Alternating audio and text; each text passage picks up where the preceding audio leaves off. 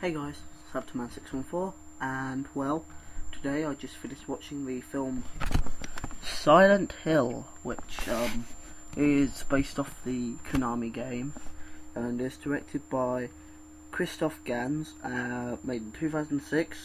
The runtime is 2 hours 10 minutes, and it stars Radha Mitchell. Sorry, I'm not very good with names. Sean Bean, Laurie Holden, and some other people. I haven't really heard of anyone from this cast except for Sean Bean.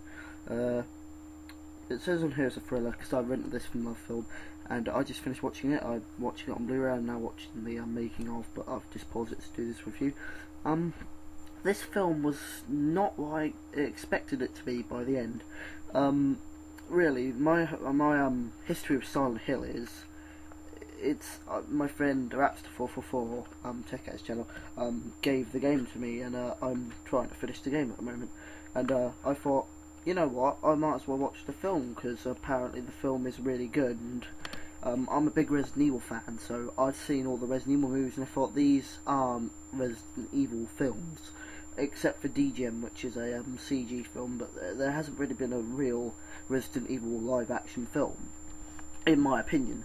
So basically I wanted to watch this because I thought this looks like it follows the game a bit, and the whole beginning is basically exactly like the game, except we don't have Harry, Mason and Cheryl. We have Rose and her young daughter Sharon,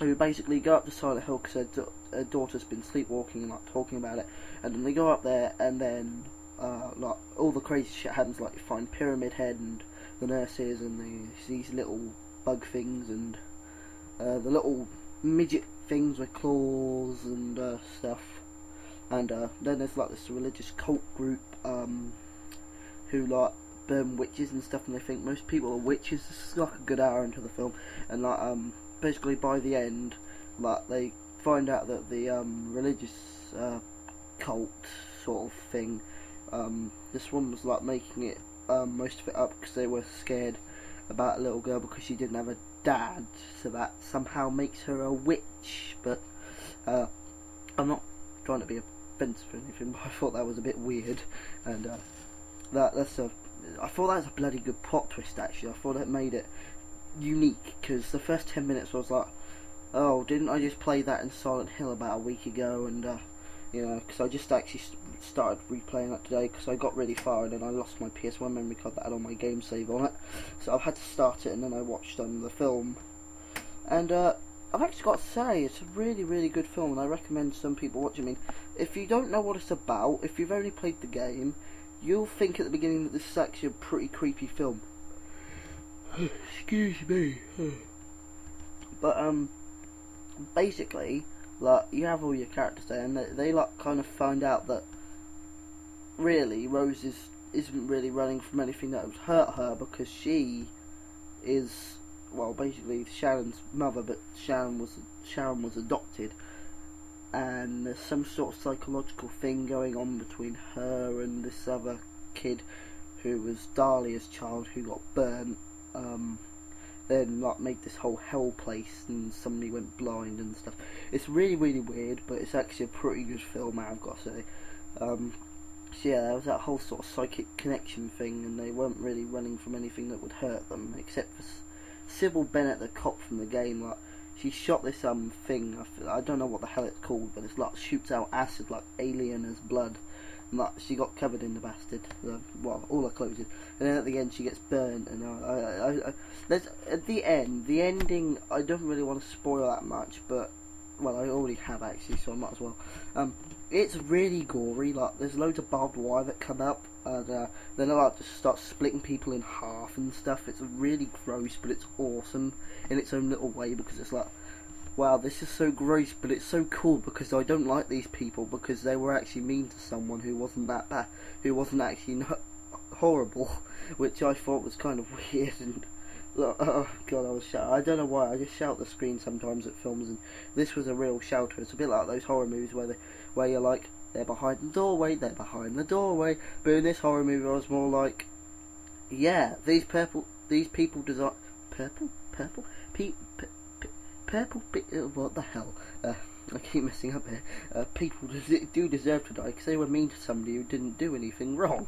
So I was like, I bet the ending can't be that bad. And then they start getting the barbed wire and people get crushed and all blood goes everywhere. I was like, okay, yeah, this is a bit gory, but if I could get through the beginning of the film, I can probably get through this ending. So, you know, because I thought it was a bit weird to have the whole Silent Hill thing. Because I mean, it really was a good film, and I have got to say, I'm really looking forward to watching it some other time now that I know what actually happened. Because I might have a completely different perspective on the film, and once I've completed the games, I might have a completely different perspective on the film and I'll probably know most of the characters from the game, because I'm hoping to play the Silent Hill HD collection, which comes with Silent Hill 2 and 3, because I need to finish Silent Hill 1 first, but knowing me, I completed Resident Evil Survival in an hour and 16 minutes, and I'm really good at survival horror games, so I think I should be fine, because I've got my little notepad out, and I started writing down all the riddles, and I've been working some out, so, you know, I think I'll be fine at Silent Hill. So, I'll give, for the Blu-ray, the picture quality out of 5, I would give a 4.5 out of 5, because it is a bit dark. I know it's supposed to be a dark movie, but it is a bit dark in places and you can't see some things. I know there probably wasn't that much light because it's supposed to be scary, but I can't really complain. 4.5 is a really good number. The thing is, how can I say, sometimes it got a bit, what's it called? The CG, it made the CG blur sometimes. I don't know why. Might just be my eyes, but I'm still going to give it 4.5 out of 5. The soundtrack I will give 5 out of 5 because it really suits the film well, and at the beginning on the Focus Pictures thing they used the actual Silent Hill theme from the beginning of the first game, and I thought that was really cool. I will give the CG, as this is a very CG heavy film, I will give it a 3.5 because it was good, but it's that sort of CG where it looks good but you can tell it's CG, because practical effects back in the old days you could tell that, well, back in the 90s and stuff when they used practical effects you could tell it's practical effects, but back when they first started using practical effects in like the first colour films and like, when you got up to Star Wars, they looked real, they looked more real than CG, and then they went through the period of like really bad CG which actually looked real, through to really good CG that looked real, through to good CG that looks unreal, to now where everything looks unreal in CG anyway, if you know what I mean, except Avatar, because that it still looked too fake though, in a way. So yeah, I thought the CG was really good, and the comparison from the game, the way it isn't what I'd call the actual movie of the game, which is what I would like to see of Resident Evil, besides these really crappy Paul W.S. Anderson films and the sequels, which I do like Damnation and all that, which is coming out.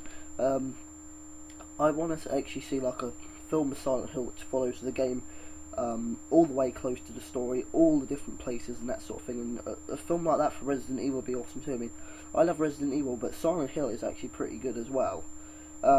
So how close to the game? I'd give it close to the game a 3, because it's like 2.5 because it's like halfway, because it did follow the game most spaces, and then in the story in parts it didn't, if you know what I mean. So yeah, basically overall I will give this film a 4 out of 5, 4 stars out of 5, because there were some bits that were a bit bad about it, but it's overall a really good film, and I recommend, if you can stomach it, you should watch it. I mean, it isn't really for younger people, and there were bits where I went a bit, whoa, bloody hell, and, you know, so yeah, I recommend you guys go watch it, and see you later from Afterman 614.